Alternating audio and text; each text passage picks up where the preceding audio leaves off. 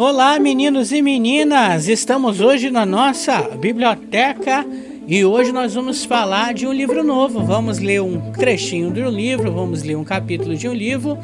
E o livro que eu escolhi para hoje na nossa biblioteca, vamos liberar a capa aí pra gente. Ah, tá aí, ó. Áurea 1940. Deixa eu botar meu óculos aqui para ler melhor junto com você.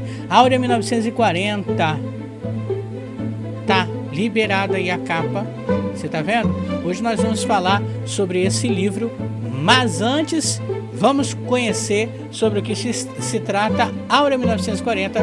Primeiro, eu preciso explicar que ele é um suspense, tem serial killer, é um suspense policial, mas sem muitas delongas. Vamos assistir o trailer aí junto comigo. Várias mortes começam a ocorrer na cidade de Vitória. Um detetive gabaritado é convidado a desvendar os crimes, porém se vê envolvido até o pescoço nos bastidores.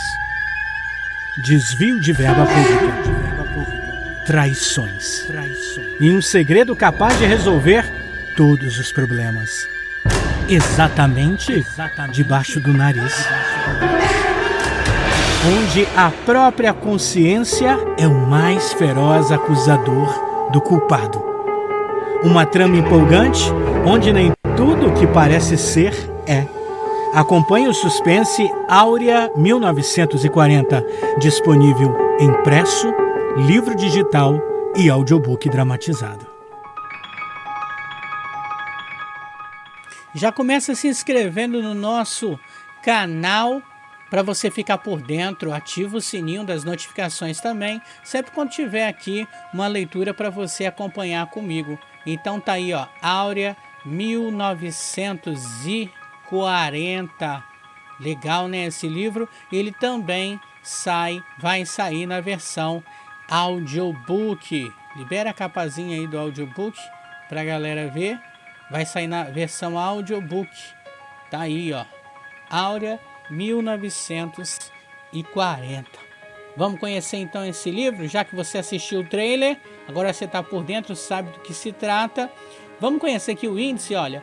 Porto, determinação, o governo e o governador, responsabilidade e culpa, necrópole pessoal, interessante, semente do mal, adoção do sangue e áurea.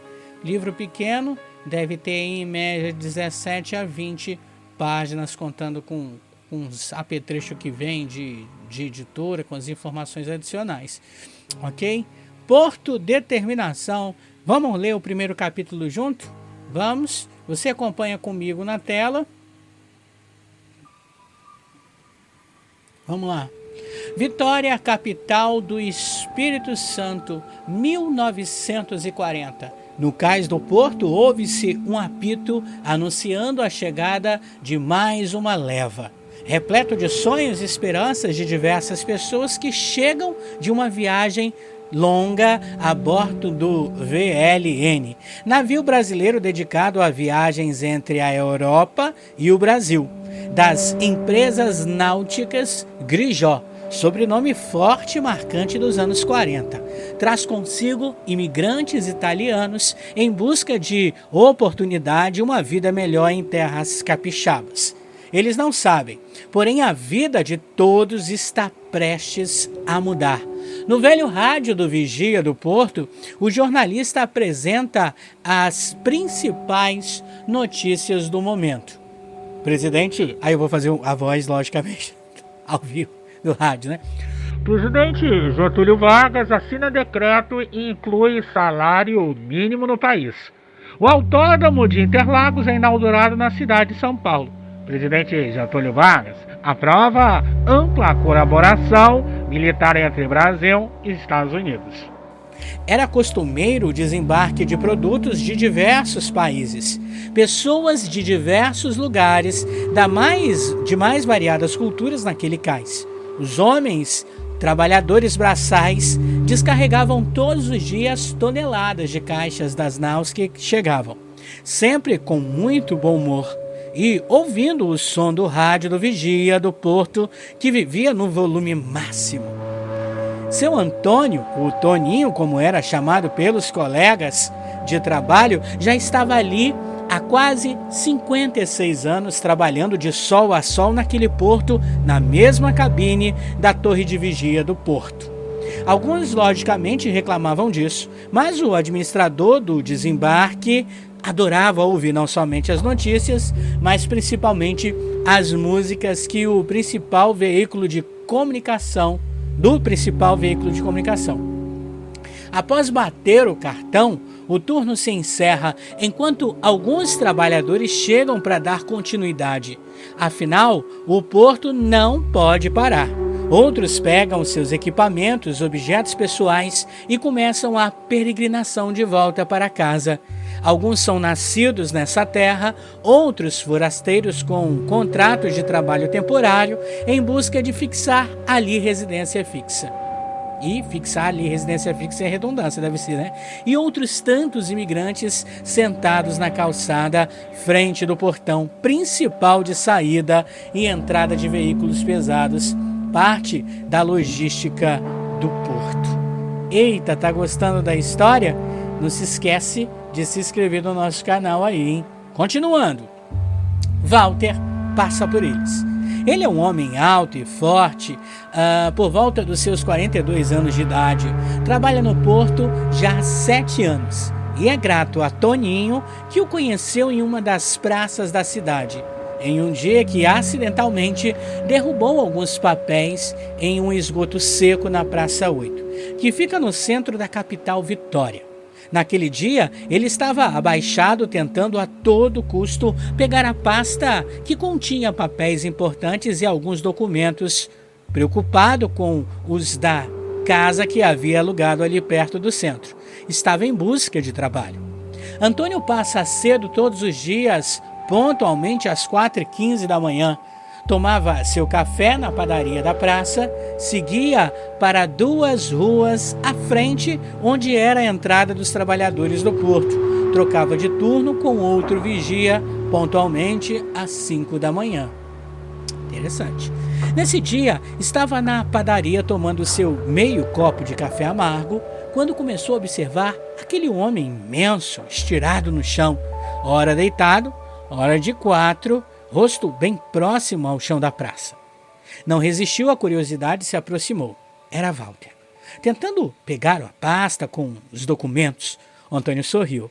Depois de ouvir a explicação do que estava acontecendo, prontamente se abaixou e começou a tentar alcançar a pasta.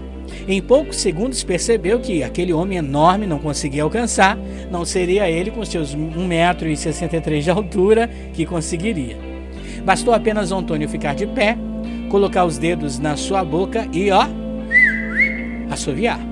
Logo seus colegas responderam ao chamado, com o mesmo som.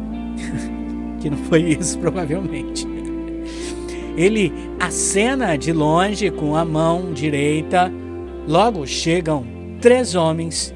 Juntos, eles retiram a grade do bueiro e recuperam os documentos de Walter. Senhor, muito obrigado. Isso é muito importante para mim. Obrigado a todos. Eu nem sei o que dizer, disse Walter. Antônio e os demais demonstram semblantes simpáticos para Walter. É visível que ali cada um tem sua história, que deve envolver muito trabalho, luta e possível sofrimento. Qual o seu nome, rapaz? Pergunta Antônio. Walter Grijor Nascimento, responde ele prontamente. Como navio? Afirma Antônio. Então, senhor Walter Grijor Nascimento. Antônio fala isso em tom de piada por ele ter dito o nome inteiro. Para onde está indo? Já tomou café? Walter explica sobre a necessidade urgente de encontrar um trabalho e que havia tomado café mais cedo, pois sua esposa sempre levantava antes dele e preparava, ela nunca deixava Walter sair de estômago vazio. Antônio sorri e convida-o para o acompanhá-lo. Ele irá foi ótimo, ele irá tentar ajudar. Agora, Walter é mais um trabalhador do porto. Ele é bem dedicado, não escolhe tarefas, simplesmente ouve as orientações de seus supervisores e faz o que é necessário. Rapidamente faz amizades com seus encarregados, pois trabalha dia e noite. Faz horas extras de serviço sempre. Carrega as coisas e faz por merecer tantos presentes que ganha por ser um homem que demonstra muita honestidade e sinceridade a todos. Excelente trabalhador. Walter é promovido a encarregado da área de conferência e recebimento de cargas do porto. Ele tem demonstrado tanta dedicação e preocupação com os colegas, faz de tudo para todos terem o melhor dia possível dentro das condições já impostas por seus superiores e a profissão. Opa, esse foi o capítulo 1º do livro Áurea de 1940, que tem livro digital, impresso e audiobook, né? Dramatizado. Muito legal. O próximo capítulo... vamos revisar, né? Então, nesse capítulo aqui, Porto Determinação, a gente vê o início da história de Walter, que deve ser um dos personagens principais, com certeza, do livro. A gente sabe que está se passando no estado do Espírito Santo. No ano de 1940, ele trabalha no porto e ele é bem relacionado ali com as pessoas. O segundo capítulo é o governo e o governador. Vamos lá. Foi dado a largada para a última semana das eleições. Todos estão ansiosos para saber quem será o próximo governador do estado que administrará com sabedoria todos os assuntos que envolvem a vida política. Há, logicamente, um preferido entre a maioria. Quem? Walter. Walter está em disparada na frente de todos nas pesquisas de intenção de voto. E sua história é repleta de muito trabalho e determinação. Todos são unânimes sobre isso. Sua esposa está lindamente ajudando na campanha. Hoje ele está na praça principal, a Praça 8, onde antes, Walter, há muitos anos atrás, havia perdido seus documentos. E todos os fatos e escolhas pessoais foram determinantes para chegarmos nessa última semana das eleições.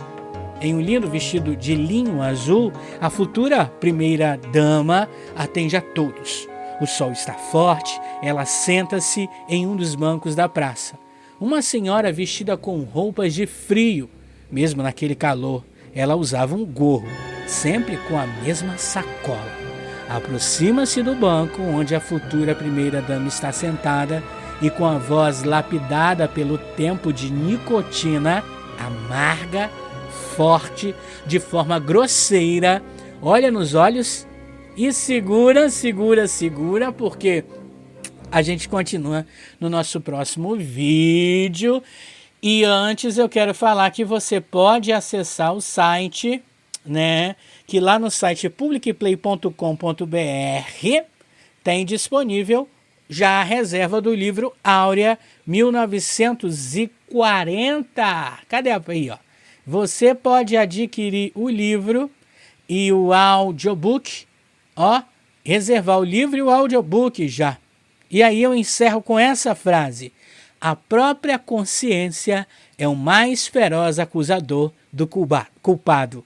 Baixe o livro digital, mais o audiobook, que está disponível para reserva em publicplay.com.br, mas a gente volta a ler ainda mais um capítulo no nosso próximo vídeo, hein?